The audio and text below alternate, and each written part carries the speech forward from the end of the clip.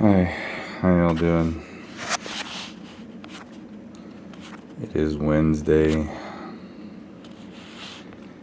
April 9th.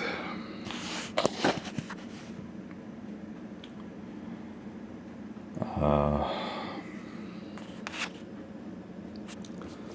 11:14 in the morning as of recording this video.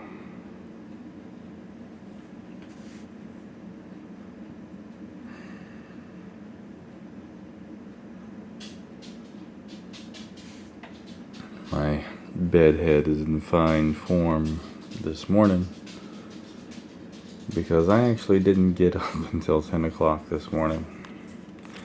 Well, no. I did get up at 6:30 this morning, but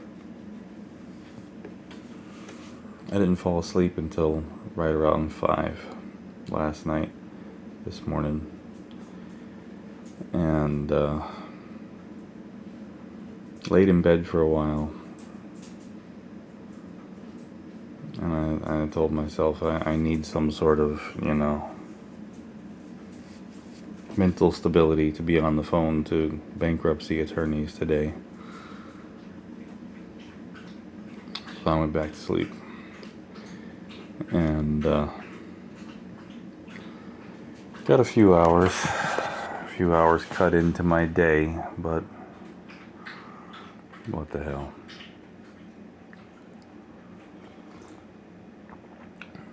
I was up all night last night.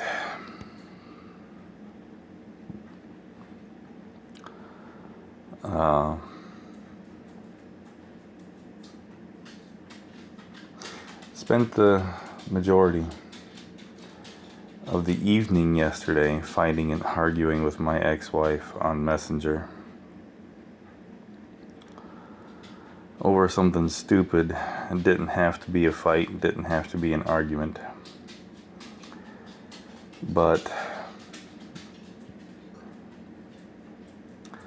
my ex-wife likes to occasionally continue to try to bully me, to push me around, to control me in regards to Joey.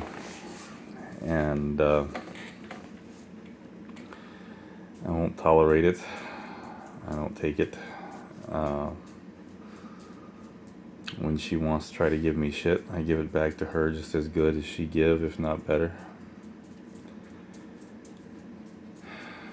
Because I spent a lot of years taking shit from her. I spent a lot of years, letting her have her way. And not letting her bully me, but I think I let her I let her have too much, control. I don't know what you want to call it. So much so to the point where she, 4 different times, throughout the time we were together, she tried to take a fight to physical violence. I would never have laid a hand on her in anger or violence. I didn't let her do what she intended to do each time she did it. I stopped her, I redirected her,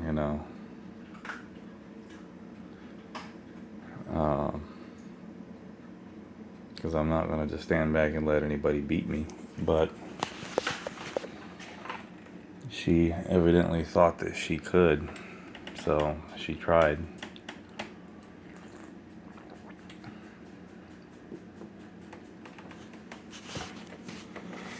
And she still tries to exert that control. She still tries to act like somehow she has some sort of dominance over me, and I don't let her do it. I don't let her have it, and it pisses her off. But c'est la vie. Uh,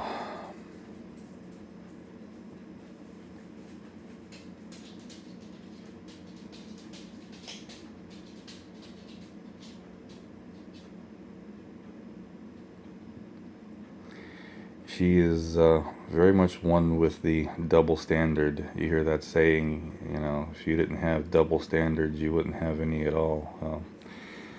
That's my ex-wife. She tries to jump on me about something stupid, and I clap back, and it becomes tit for tat, and she accuses me of always being mean to her when she's always nice to me, which is laughable. She's nice to me face to face, and that's primarily because she doesn't have the same kind of gusto face to face as she does over the phone.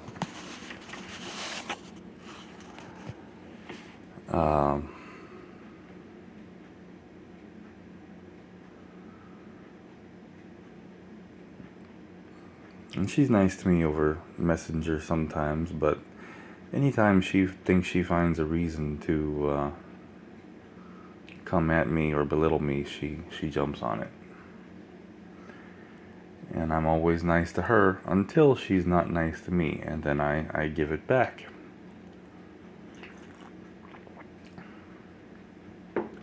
I'm a firm believer in the idea that you get what you give.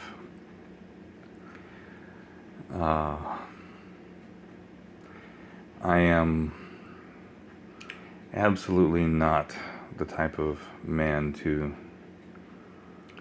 turn the other cheek. I did that for her when we were married. She no longer has any right to expect that of me now.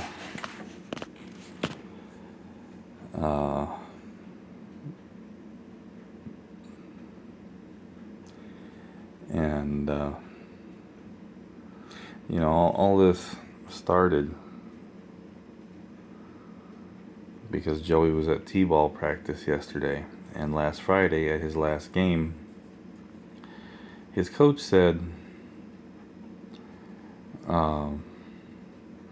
they had a game to make up. They might do it yesterday, instead of practice. I don't get emails from the coach. They only have one email per child, and that goes to her. I asked her the night before last, any news on the game? She said, no, there's probably not going to be one because she hasn't heard from the coach. That doesn't mean there's probably not going to be one. That just means you haven't heard from the coach. So I messaged her yesterday and asked her if it was sure there wasn't going to be a game. She didn't respond. So I sent Joey a message on his smartwatch and asked him, and he didn't respond. 40 minutes later, I got a text message from him saying practice. So I sent him, 3 messages back in succession because his watch only lets him receive a message that's like 5 or 6 words long. So I explained to him, well, if it's not a game, then I'm not going to come get in the way.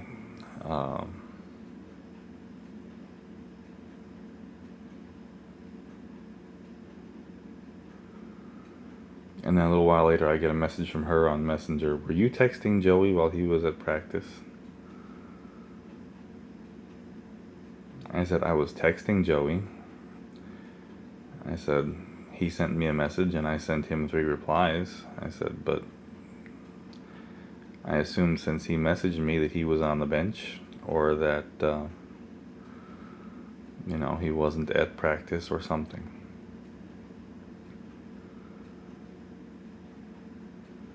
And she blew up because he missed a couple of stops or something because he's out there on the field playing with his smartwatch instead of focusing on the game. Now, my son has mild autism. My son has mild ADHD. My son is easily distracted. So when I take him to his games on Fridays, I either have him leave his smartwatch here at the house or I have him give it to me before he gets out there on the field. My ex-wife does not do this when she takes him to practice, even though she knows how easily distracted he is and how the temptation is there. He may start playing with his smartwatch if he's not immediately involved in the game. But no, she doesn't do that, and that's not necessary because it hasn't distracted him yet. What's necessary is that I not message him during practice. I didn't even technically know when his practice time was because she doesn't tell me. I assumed he was at practice, but again, I thought he was on the bench or he was not on the field for whatever reason. But this turned into a whole big back and forth tit for tat.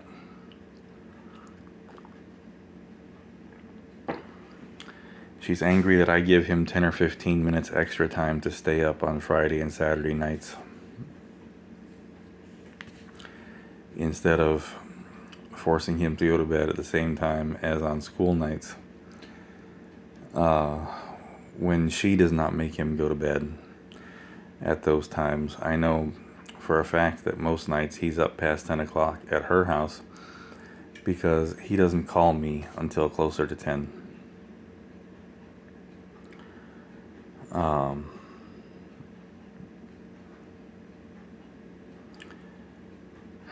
You know that old rock song, Little Miss Can't Be Wrong. I forget who did that song. That is my ex-wife in a nutshell. She is Little Miss Can't Be Wrong. Little Miss Do No Wrong.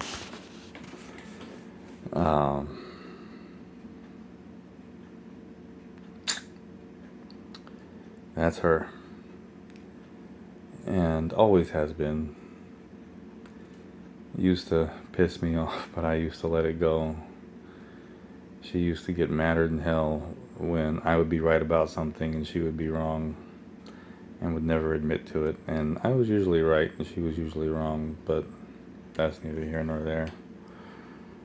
But you know, she's got problems with him at her house, and these are problems I don't have.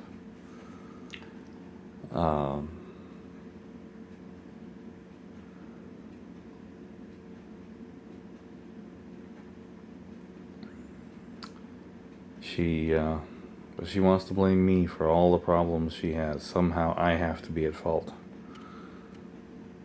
And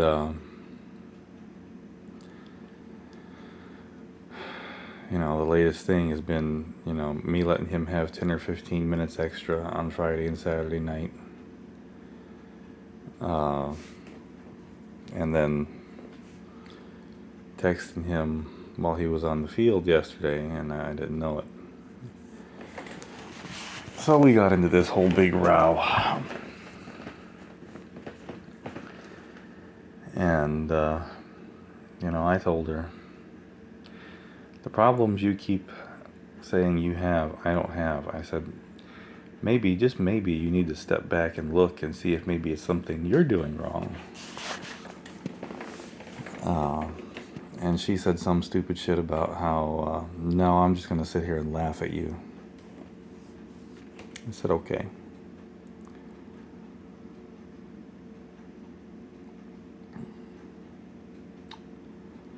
I said, well, I'll sit here and laugh with you because you're a whole hell of a lot funnier than I am, or something like that. And she came back and said that, she said something about how I like to think I'm the perfect dad, but I'm not, you know, I can't provide shit. And some other stupid nonsense. And I said, I know I'm not the perfect dad. I said, but I'm a damn good dad. I said, yeah, I have my faults and my fails. I said, and I'm very limited as to what I can provide. I said, I do what I can. I wanted to say a good portion of the reason why I'm so limited is her fault, you know. I didn't. I should have. Maybe I shouldn't have. I don't know. But I said, I do what I can. I said, and I'm a damn good dad. And I said, that's not something you would know anything about. I said, because you think that just because you have more money than me, you're better than me. And I said, that's not so.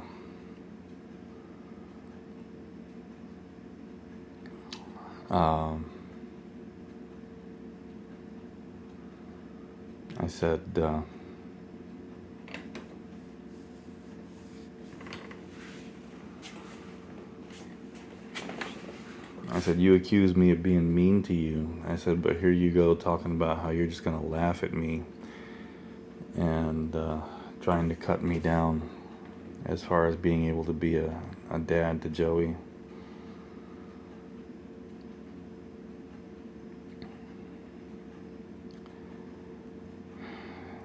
She said, I make fun of her to make myself feel better. I said, I don't have to make fun of you. You do that all by yourself.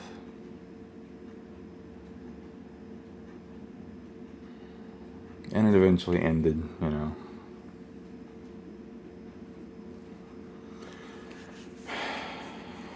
But some of the things she said cut deeper than they should have.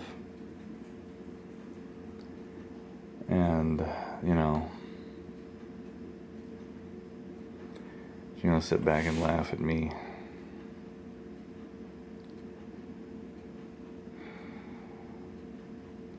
Tell me I ain't shit because I can't provide.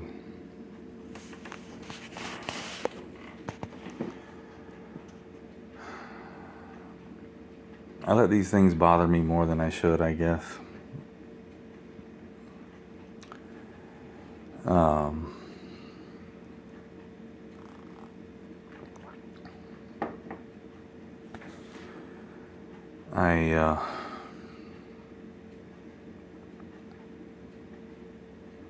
I did. It's hard, you know.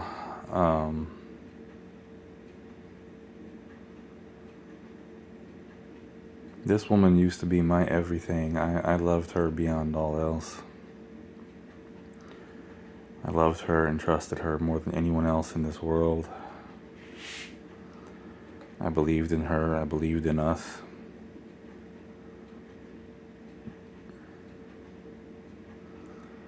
And the shit of it is I don't love her the way I used to, but there's a small part of me that does still love her. And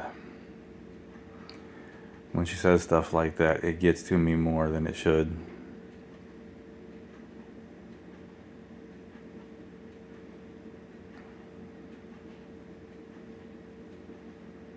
I'm gonna sit back and laugh at a guy that's going through what I've been through. I'm gonna sit back and laugh at his struggles.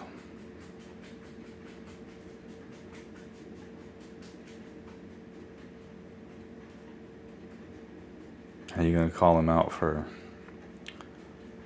having the limitations he does? It's not like I asked for any of this. It's not like I don't want to be out there busting my ass again, earning an honest living, you know.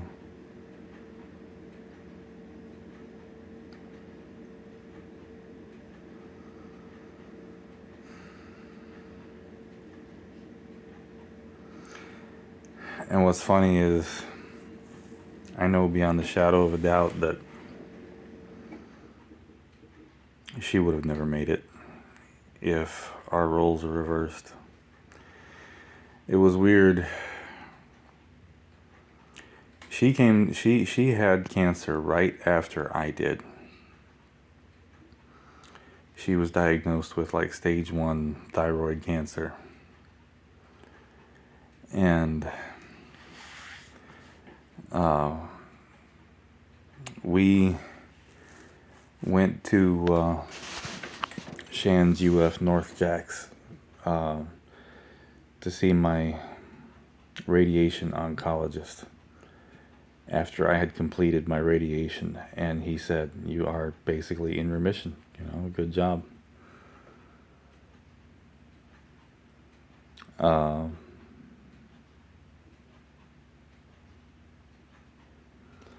And we went out to dinner to celebrate. We went to Cheesecake Factory.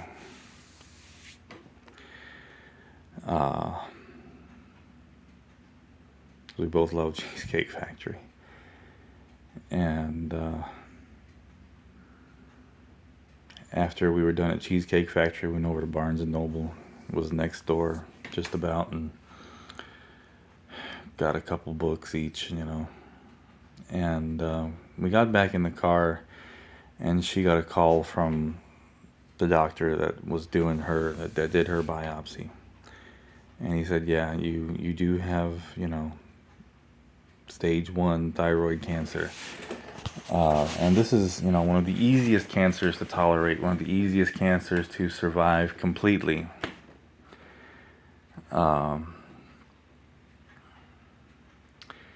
But, she hung up the phone and she immediately started bawling and fell on my shoulder and was bawling her ass off like a 2-year-old. Bawling like she had just been told she had 10 hours to live. And, I held her, I comforted her, I told her, it's going to be okay, we're going to get through it, we're going to beat it. I said, I beat mine, you can beat yours. She had her thyroid out and had 2 radioactive iodine pills, and she's been cancer-free ever since. And, knock on wood, will continue to stay that way.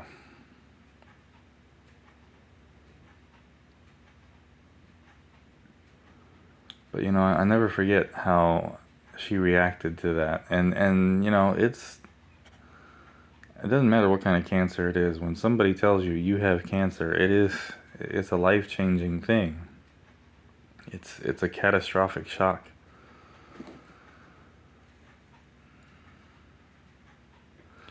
But knowing her and how poorly she does with injury and sickness and,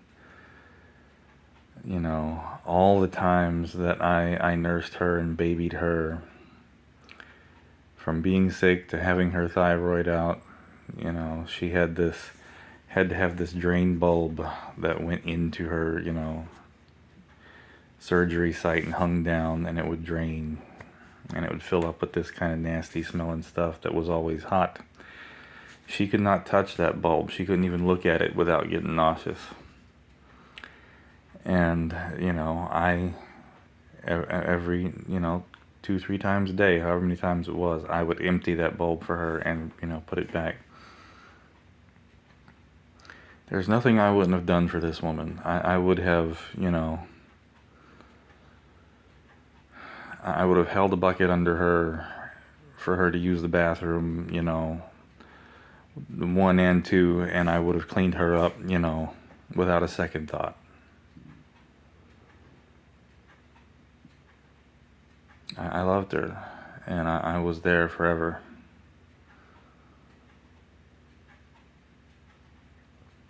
And it still hurts when she tries to hurt me, And she does try.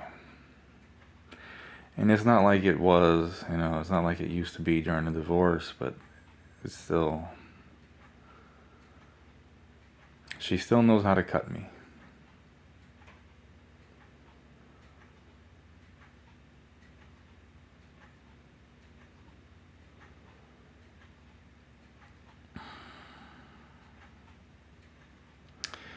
And it did bother me, it does bother me, but, now I can get through it, and I just use it as fuel for the fire,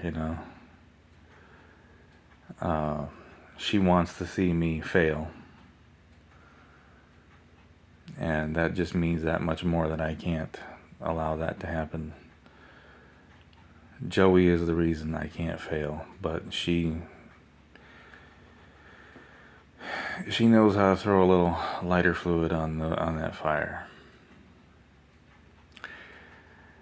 Come to my time limit on here. Sorry about rambling on about this, you know.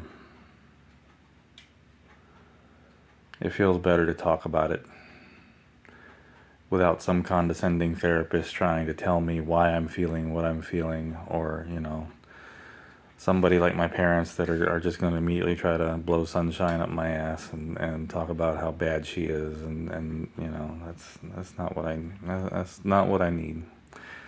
I just need to talk.